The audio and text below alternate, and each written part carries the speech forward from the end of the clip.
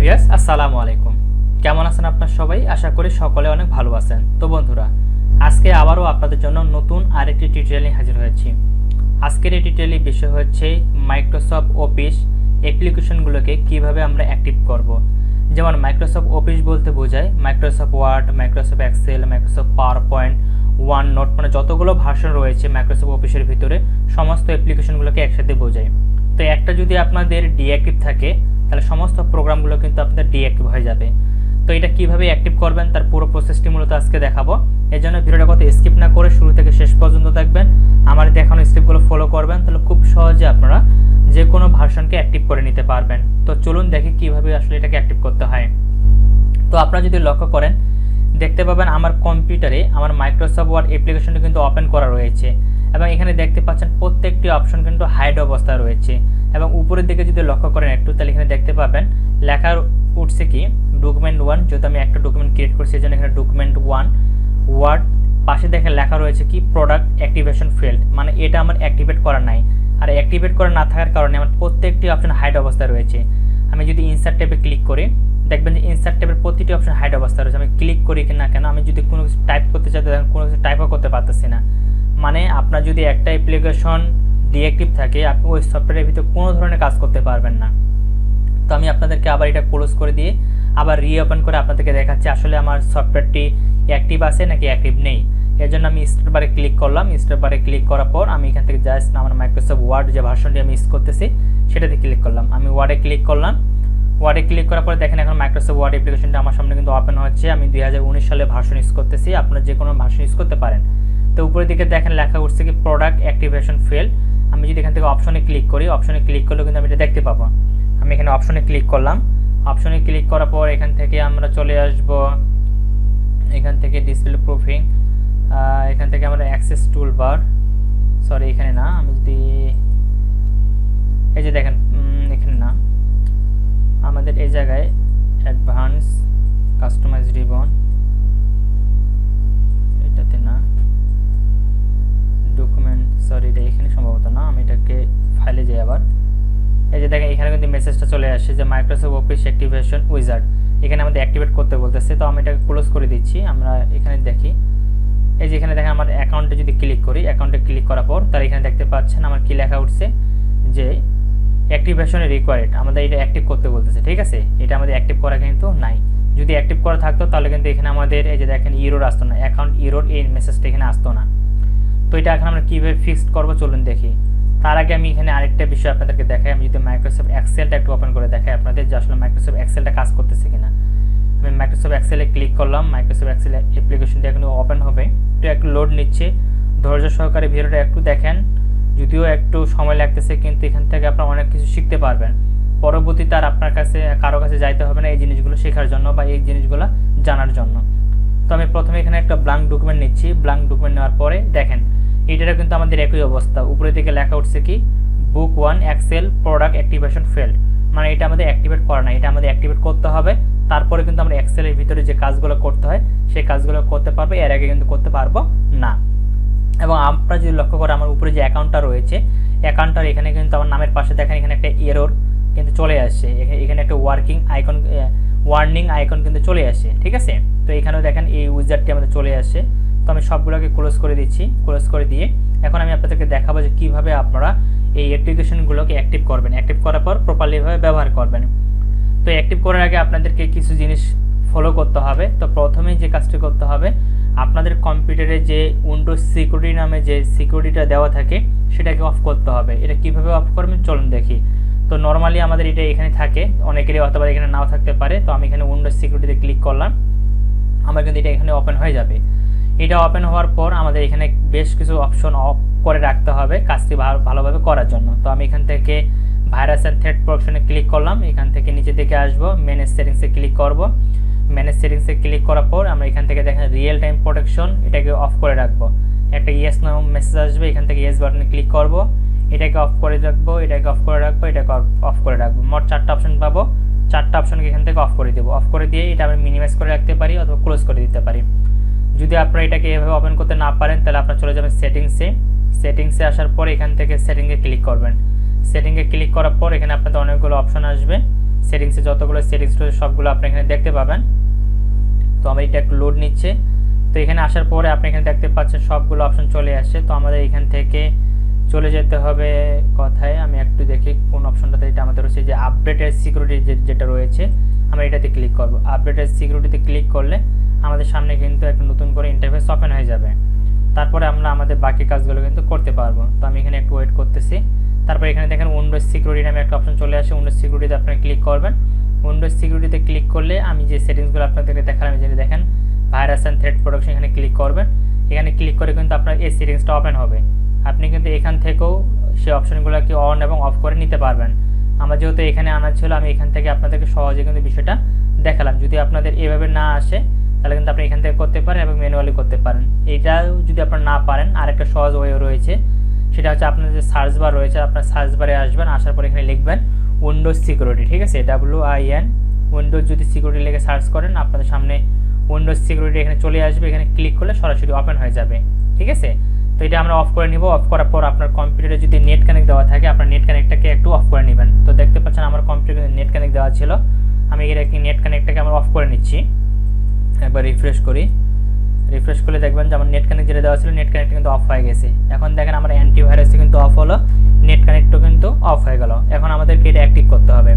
Active করার জন্য আপনাদের একটা ফাইলের প্রয়োজন হবে, সেটা হচ্ছে এই ফাইলটি। তো এই ফাইলটি আপনারা কোথায় পাবেন, কীভাবে পাবেন, সব কিছু আমি বলে দেবো। শুধু ভিডিওটা একটু আগে দেখে নেন, কারণ ভিডিওটা যদি ভালোভাবে না দেখেন তাহলে কিন্তু বুঝতে পারবেন না কীভাবে অ্যাক্টিভ করতে হবে।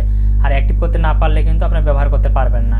তো এই ফাইলটি আমি সিলেক্ট করলাম। সিলেক্ট করে মাউসের এক পাশে ক্লিক করব। ক্লিক করার পরে আমার এখানে অনেকগুলো অপশন আসবে। তো সেই অপশনগুলো আমাদের এটাকে জিপ আকারে থাকবে ফাইলটি, এটা আমাদের প্রথমে আনজিপ করতে হবে। আনজিপ করার জন্য আমরা এখান থেকে এক্সট্রা হেয়ারে ক্লিক করব। এক্সট্রা হেয়ারে ক্লিক করার পর আমাদের সামনে এই ধরনের একটা ইন্টারফেস আসবে। এখানে পাসওয়ার্ড দিয়ে প্রোটেক্ট করা রয়েছে, তো আমি পাসওয়ার্ডটা দিয়ে দিচ্ছি। পাসওয়ার্ডটা হচ্ছে AWAL AWAL 1812। আপনারা এই পাসওয়ার্ডটা এখানে দিয়ে দিবেন। দিয়ে জাস্ট ওকে বাটনে ক্লিক করবেন।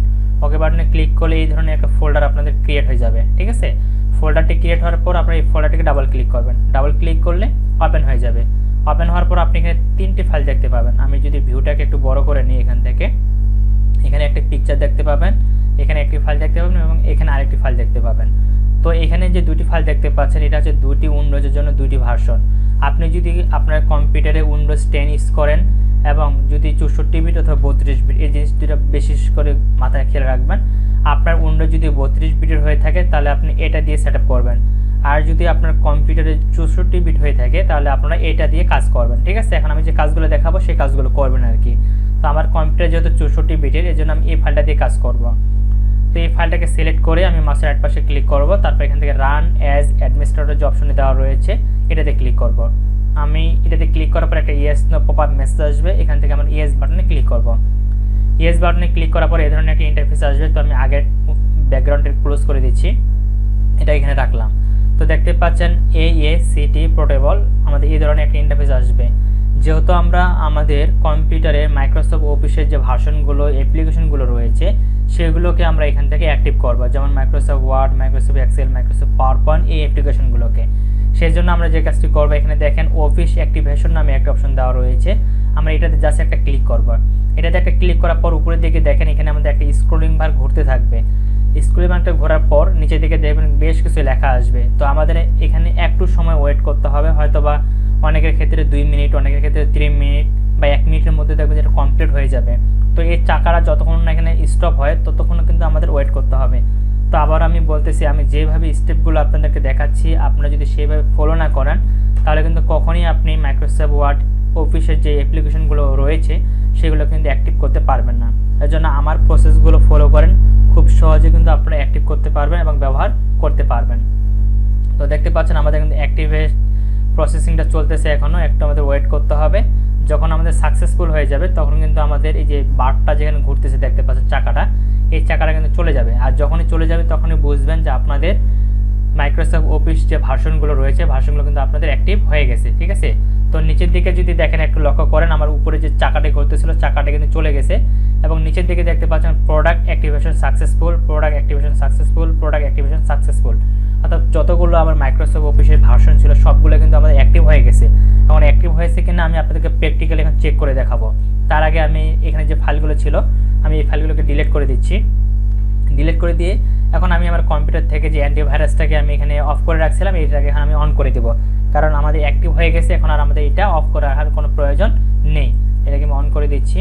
এখানে একটা ক্লিক করি, ক্লিক করার পর এখান থেকে আমি ম্যানেজ সেটিংসে ক্লিক করব। ম্যানেজ সেটিংস থেকে রিয়েল টাইমটা অন হয়ে গেছে, এখান থেকে সবগুলো আর কি আমরা অন করে দেবো। ঠিক আছে, ইয়েস বাটনে ক্লিক করবো। যদি ইয়েস নো মেসেজ আসে, আমাদের একটা ইয়েস নো মেসেজ আসছে আমার এখানে 4টা। তো এখানে যে 4টে অপশন ছিল, রিয়েল টাইম প্রোডাকশন এটাকে অন করে দিব, ক্লাউড ডিলাইট প্রোডাকশন এটাকে অন করে দিব, অটোমেটিক স্যাম্পল সাবমিশন এটাকে অন করে দিব এবং টেম্পার প্রোডাকশন এটা অন করে দিব। ঠিক আছে, 4টা অপশন অন করে দিয়ে এটাকে ক্লোজ করে দিব। এখন আপনি নেট কানেক্ট দিয়ে আপনি আপনার যে কাজগুলো ছিল আপনি চাইলে আপনার আগের মতো যে কোনো কাজ করতে পারেন। তো এখন আমি আগে দেখি যে আমার এটা অ্যাক্টিভ হলো কিনা, তারপরে দেখাচ্ছি এই ফাইলটি আপনারা কোথায় পাবেন, কীভাবে ডাউনলোড করবেন, কীভাবে ব্যবহার করবেন সেটা তো দেখাই দিলাম, শুধু কীভাবে ডাউনলোড করবেন সেটা দেখা দিচ্ছি। তো দেখেন এখানে আমাদের এখন মাইক্রোসফট ওয়ার্ডটা যদি আমি যদি ক্লিক করি, ক্লিক করার সাথে সাথে দেখবেন আমি এটা আসলে অ্যাক্টিভ হয়েছে না হয় নাই সেটি জিনিসটা এখন আপনারা দেখতে পাবেন। এবং আমি যদি চাই যে আমার এখানে কোনো কিছু লেখালেখি করতে বা কোনো কিছু এডিট করতে, যে কোনো প্রোগ্রামের কাজ করতে, সেটা কিন্তু আমি অনায়াসে এখন করতে পারবো, কারণ এটা আমার অ্যাক্টিভ হয়ে গেছে। ঠিক আছে, তো আমি এটাকে একটু রিফ্রেশ করি, একটু এটাকে রিফ্রেশ করে দেখি যে আমার এটা অ্যাক্টিভ হলো কিনা। একটু রিফ্রেশ করলে আমাদের এটা হয়ে যাবে, কারণ অনেক সময় এটা আমাদের সমস্যা দেখা দেয়। আমি একটু রিফ্রেশ করে নিচ্ছি। তো দেখতে পাচ্ছেন বন্ধুরা আমাদের এটা রিফ্রেশ হয়ে গেল। রিফ্রেশ হওয়ার পর উপরের দিকে যদি একটু লক্ষ্য করেন তাহলে এখানে দেখতে পাবেন আমাদের এখানে কিন্তু আরেকটি মেসেজ চলে আসছে যে don't risk your file safety get genuine Office. যেহেতু আমাদের ক্র্যাক ভার্সন আমরা ইউজ করতেছি এই জন্য কিন্তু এই মেসেজটা আসছে, আমাদেরকে জেনুইনটা ব্যবহার করতে বলতেছে। তো আমাদের তো বাঙালির এত টাকা নেই যে আমরা অরিজিনালটা কিনে ব্যবহার করবো, এই জন্য আমরা কিন্তু ক্র্যাক ভার্সনগুলোই সবাই ব্যবহার করি। তো আমি এটাকে ক্লোজ করে দিলাম। এখন দেখেন উপরের দিকে আমাদের যে অপশনটি ছিল এখানে অ্যাক্টিভেটেড, এই অপশনে কিন্তু চলে গেছে। ঠিক আছে, এখন আমি এই যে এখানে দেখতেছি আবার ওই মেসেজটা দিচ্ছে ওরা যে আমাদেরকে জেনুইনটা কেনার জন্য বলতেছে। তো আমরা জেনুইনটা কিনবো না, আমরা জাস্ট এখান থেকে এটাকে ক্লোজ করে দেবো। ক্লোজ করে দিয়ে এখন যদি আমি এখানে কোনো কিছু লিখতে চাই আমি কিন্তু অনায়াসে লিখতে পারবো। যেমন দেখেন আমি এখানে আমাদের চ্যানেলের নামটি লিখতেছি আওয়াল ক্রিয়েটিভ, এখান থেকে সব বড় হাতে লিখি AWL আওয়াল ক্রিয়েটিভ CREATIV। দেখেন আওয়াল ক্রিয়েটিভ লিখলাম, লেখার পরে এটাকে আমি আমার মতো করে কাস্টমাইজেশন করতে পারবো, এটাকে বড় ছোট করে যা কিছু করার প্রয়োজন। এবং ফুল অ্যাক্সেস আমি যেটা বলবো আপনাদেরকে, আপনার ফুল অ্যাক্সেস নিতে পারবেন। এখন আপনি এখান থেকে যা কিছু করতে চান আপনার সব কিছু কাজ এখান থেকে করতে পারবেন অনায়াসে, কোনো ধরনের সমস্যা বা কোনো ধরনের ঝামেলা আপনার হবে না। তো এটা দেখলাম যে মাইক্রোসফট ওয়ার্ড কিন্তু আমাদের অ্যাক্টিভ হয়ে গেছে। আমি যদি এখান থেকে ফাইলে ক্লিক করি, এখান থেকে যদি অ্যাকাউন্টে ক্লিক করি তাহলে কিন্তু আপনি এখানেও দেখতে পাবেন আমাদের এখানে কিন্তু এই মেসেজটা চলে যাবে। দেখতে পাচ্ছেন প্রোডাক্ট অ্যাক্টিভেট, যে আগে যে এখানে আমাদের মেসেজটি ছিল সেই মেসেজটি কিন্তু এখানে আর নাই, কি আসছে এখানে প্রোডাক্ট অ্যাক্টিভেটেড রয়েছে, তার মানে এটা আমাদের অ্যাক্টিভ কিন্তু হয়ে গেছে। ঠিক আছে, তাই আমি ক্লোজ করে দিচ্ছি। তো এটাকে আমার একটা হয়তো মেসেজ আসতেছে এখানে, ব্রাউজারে গিয়ে এটা আমাকে অ্যাক্টিভ করে নিতে হবে, এটা সমস্যা নেই। যদি আপনি অ্যাকাউন্ট করা থাকে সেটা আসবে এখানে মেসেজটা, তারপরে এটা কিন্তু অটোমেটিক্যালি ঠিক হয়ে যাবে। ঠিক আছে, তো এখান থেকে আমি সেভ করবেন এটাকে ক্লোজ করে দিচ্ছি, এটাকে আমি ক্লোজ করে দিই। এখন আমি দেখাই আপনাদেরকে এক্সেলটা আসলে আমাদের অ্যাক্টিভ হচ্ছে কিনা। এই জন্য আমি এখানে এক্সেলে ক্লিক করলাম, এক্সেল প্রোগ্রামে ক্লিক করলে এক্সেলটা কিন্তু আমার এখানে এখন ওপেন হয়ে যাবে। তো এক্সেলও আপনারা দেখতে পাবেন একই রকম, আমি কিন্তু এক্সেলে তখন কাজ করতে পারবো, কোনো ধরনের ঝামেলা হবে না। তো উপরে দিকে দেখতে পাচ্ছেন এখনও কিন্তু লেখাটা রয়েছে প্রোডাক্ট অ্যাক্টিভেশন ফেল্ড। তো আমি যখন নতুন ডকুমেন্ট নিব, নতুন ডকুমেন্ট নেওয়ার পর কিন্তু অটোমেটিক একটু রিফ্রেশ হবে, রিফ্রেশ হলে কিন্তু এই মেসেজটা আমার এখানে যে রয়েছে এটা চলে যাবে।